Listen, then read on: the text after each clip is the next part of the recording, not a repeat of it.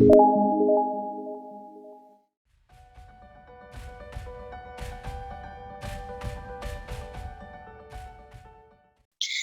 वालेकुम। मेरा नाम डॉक्टर सदर बदियुज़्ज़मान है और आप देख रहे हैं बर वक्त इलाज। आज का हमारा मौजू है डिमेंशिया। तो सबसे पहले हम मिलते हैं हमारे आज के मेहमान से। आज हमारे साथ मौजूद हैं डॉक्टर दानिश भट्टी। डॉक्टर दानिश बतौर associate professor university of central Florida में खिदमत सरअंजाम दे रहे हैं एज अ न्यूरोलॉजिस्ट। बहुत शुक्रिया डॉक्टर दानिश, आपने हमारे लिए वक्त निकाला। तो मेरा सबसे पहला सवाल तो आपसे यही होगा कि डिमेंशिया होता क्या है? हमारे यहाँ आमतौर पे ये समझा जाता है कि डिमेंशिया भूलने की बीमारी है, एक चीज़, और दूसरी चीज़ हम कॉमनली ये समझते हैं कि डिमेंशिया सिर्फ़ बड़ी उम्र में जाके होता है। तो आप हमें बताइए कि डिमेंशिया असल में क्या होता है? जी, शुक्रिया। Thanks for inviting me doctor Sadaf. Dementia, अगर हम टेक्निकली देखें तो डिमेंशिया हम उस वक्त तस्वर करते हैं किसी भी मरीज में जब वो उसकी जहन की जो ताकत है वो इतनी कमज़ोर हो जाए कि वो अपने रोज़मर्रा के काम खुद से ना कर सके और उसको मदद की ज़रूरत पड़े। तो रोज़मर्रा के काम में शॉपिंग करना और बिल पे करना और कपड़े पहनना, अपॉइंटमेंट्स, किसी से मिलने जाना है, किसी ने बात कही थी उसका उसको याद रखना। तो इसमें डेफिनेटली याददाश्त का एक बहुत बड़ा अमल दखल होता है रोजमर्रा के कामों में। और इस वजह से अगर याददाश्त कमजोर हो तो अ, अ, उससे भी दिक्कत हो सकती है रोजमर्रा के काम करने में और डिमेंशिया हो सकता है। लेकिन जरूरी नहीं है कि याददाश्त की वजह से ही मसला हो। मसला और भी वजह से हो सकता है।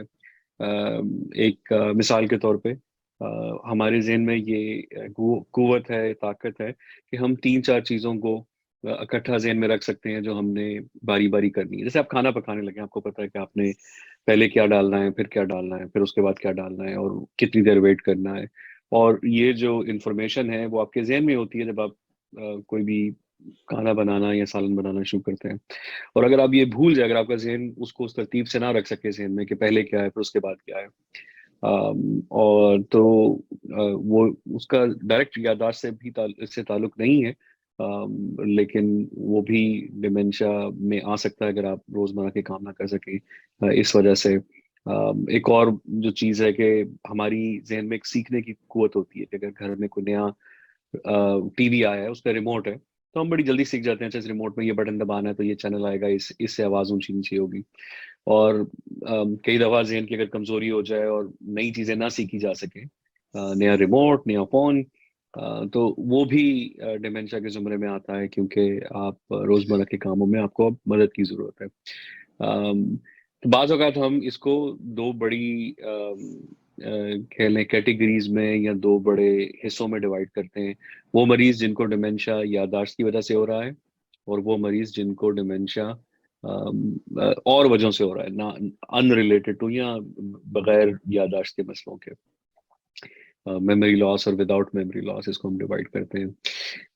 बट लेट मी रिपीट, और मैं दोबारा अपने आप को दोहराऊंगा कि डिमेंशिया जहन की वो कमजोरी है जो कि मुस्तकिल बुनियादों पे हो जाए और वो इस हद तक हो कि किसी भी शख्स को अपने रोजमर्रा के कामों में दिक्कत हो और मदद की जरूरत पड़े।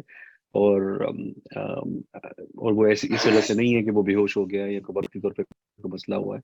अगर वो एक मुस्तकिल तब्दीली है उस शख्स के जहन के अंदर, देन उसको हम डिमेंशिया कहते हैं।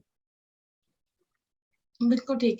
जैसा कि आपने कहा कि रोज़मर्रा के कामों में मरीज़ को असिस्टेंस की मदद की ज़रूरत पड़े, तो यानी कि मरीज़ को खाने-पीने, कपड़े पहनने, इन सब कामों में भी मदद की ज़रूरत पड़ सकती है, जो मरीज़ डिमेंशिया से मुतासिर हैं। तो मैं ये जानना चाहूँगी कि कौन-कौन से ऐसे अमराज़ होते हैं? हमने बेसिकली समझ लिया कि भूलने की बीमारी हो सकती है, मरीज़ को असिस्टेंस की ज़रूरत पड़ेगी, उसको सीखने में मुश्किल होगी। तो कौन-सी ऐसी बीमारियाँ हैं जिनकी वजह से मरीज़ को डिमेंशिया का मर्ज़ लाहक हो सकता है?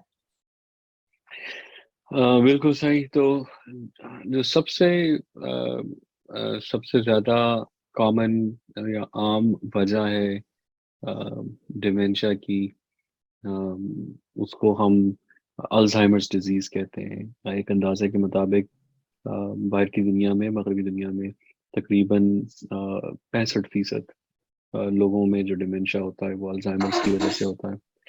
अल्जाइमर्स की जो वजह है या डिजीज है वो बूढ़ी उम्र में शुरू होती है। अमूमन 65 साल के बाद इसका रिस्क होता है, और जैसे जैसे उम्र बढ़ती जाती है उसका रिस्क भी बढ़ता जाता है। तो एक अंदाजे के मुताबिक अगर आप 80 साल पे पहुंच जाएं तो 4 लोगों में से या 5 लोगों में से एक बंदे को लाजमन अल्जाइमर्स डिमेंशिया या अल्जाइमर्स डिजीज हो जाती है उस उम्र तक। और वो ये रिस्क और बढ़ जाता है, 90 साल में 2 में से 1 को ये रिस्क होता है अल्जाइमर्स डिमेंशिया का। इसके अलावा भी वजह है, क्योंकि कोई 35% रह जाते हैं अल्जाइमर्स के अलावा, और उसमें फिर बेशुमार वजह आ जाती हैं। उसमें अगर दिमाग में पहले फालिज हुआ है 2-4 दफा, या ऐसा फालिज जो कि बाज़ औक़ात खामोश होता है और उससे आपको वाज़ेह फालिज के अटैक नजर नहीं आते, लेकिन जब आप स्कैन करके देखते हैं तो पहले दिमाग में किसी टाइम पे बगैर पता चले फालिज हुए होते हैं और दिमाग के अंदर डैमेज होते हैं, उनकी वजह से हो सकता है। उसके अलावा एक और कॉमन वजह एक बीमारी है जिसका थोड़ा मुश्किल नाम है, उसको हम फ्रंटो टेम्पोरल डिमेंशिया कहते हैं। और तकरीबन कोई 15 से 20% लोगों में जो डिमेंशिया होता है वो इस फ्रंटो टेम्पोरल डिमेंशिया या एफटीडी की वजह से होता है।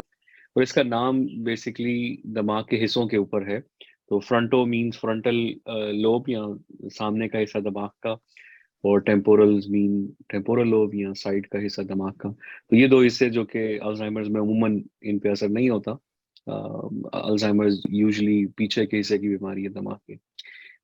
फ्रंटो टेम्पोरल या एफटीडी के अंदर सामने और साइड के हिस्सों पर असर पड़ता है, जिसकी वजह से असरात मुख्तलिफ नजर आते हैं। अक्सर औकात आप मरीज को मुआयना करके बता सकते हैं कि ये सामने के हिस्से पर असर है कि साइड के हिस्से पे कि पीछे के हिस्से पर, और इवन स्कैन्स भी अवेलेबल हैं। और मेरा लास्ट कमेंट ये होगा कि आपने पहले ये पूछा था पिछले सवाल में, और मैं इससे रिलेट करता हूँ कि किस उम्र में डिमेंशिया हो सकता है।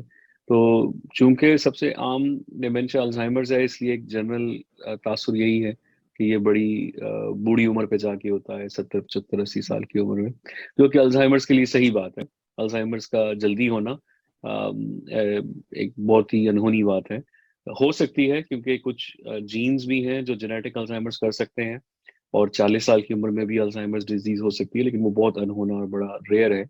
और मुझे मालूम नहीं कि पाकिस्तान में ऐसे जीन्स हैं कि नहीं, इस पर कोई स्टडी नहीं हुई।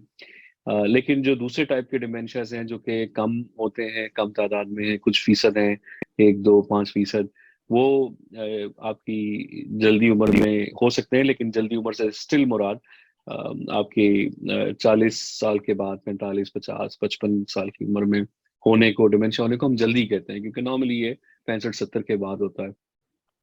40 साल से पहले डिमेंशिया होना बहुत ही अनयूजुअल है, और जरूर है कोई जेनेटिक या कोई ऐसा मसला है जीन में जिसकी वजह से डिमेंशिया हो रहा है, या वो डिमेंशिया नहीं है। मैं एक बार फिर ये चीज दोहराता जाऊं कि बहुत सी चीजों का असर जहन पे हो सकता है, और हो सकता है कि आप काम ना कर सकें। किसी को मिर्गी का दौरा पड़ा है और दौरे के बाद वो जो है नई कपड़े बदल सकता है या खा पी सकता है, या किसी को फालिज हुआ है और कुछ हफ्तों के लिए वो उसके बाद उसका जहन नहीं उतना काम कर रहा। तो जहन के ना काम करने की बहुत सी वजह होती हैं, लेकिन उनको हम डिमेंशिया नहीं कहते जब तक कि वो एक मुस्तकिल बुनियाद में जहन की तब्दीली ना हो जाए। तो अगर ऐसी चीज है जो कुछ हफ्तों के लिए है और वो ठीक हो जाएगी, या उसको ठीक किया जा सकता है इलाज के साथ, तो उसको हम डिमेंशिया नहीं कहते। डिमेंशिया उस वक्त समझा जाता है जब जहन की जो कमी है कुव्वत में, ताकत में, सोच में, वो एक आहिस्ता आहिस्ता आई है, और वो एक मुस्तकिल तब्दीली है, और वो उम्र के साथ बाकी जिंदगी में वैसे ही रहेगी या इससे भी बिगड़ जाएगी। हाँ, बहुत शुक्रिया डॉक्टर दानिश, आपने हमारे लिए वक्त निकाला। हम उम्मीद करते हैं कि डिमेंशिया के बारे में जो बेसिक्स बुनियादी मालूमात होती हैं वो हमने आपको बताई, आपको समझ आई। अगर कोई आपकी क्वेरी है, कोई क्वेश्चन है, आप कुछ पूछना चाहते हैं तो आप कमेंट सेक्शन में जरूर हमसे पूछ सकते हैं। और अगर कोई और भी ऐसा टॉपिक है जो आप चाहते हैं कि हम डॉक्टर दानिश से बातचीत करें, न्यूरोलॉजी रिलेटेड कोई सवाल है या कोई क्वेरी है जो आप चाहते हैं हम डॉक्टर दानिश से बात करें, तो आप हमें जरूर कमेंट सेक्शन में बता सकते हैं। बहुत शुक्रिया डॉक्टर दानिश, आपने हमारे लिए वक्त निकाला। अल्लाह हाफिज। जी बहुत शुक्रिया। अल्लाह हाफिज।